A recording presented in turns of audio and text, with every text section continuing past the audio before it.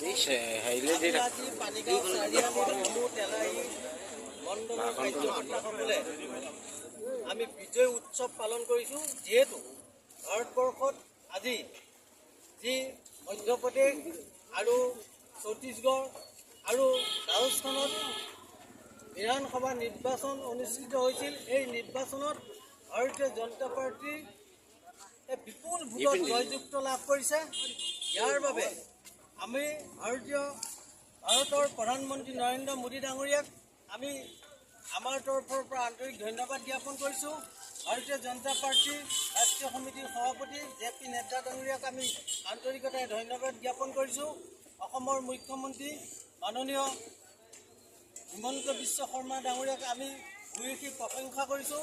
যিহেতু তেখেতসৱে আমাক যেনেদৰে আশ্বাস দিছিলে যে 3খন ৰাজ্যতে আমি বিপুল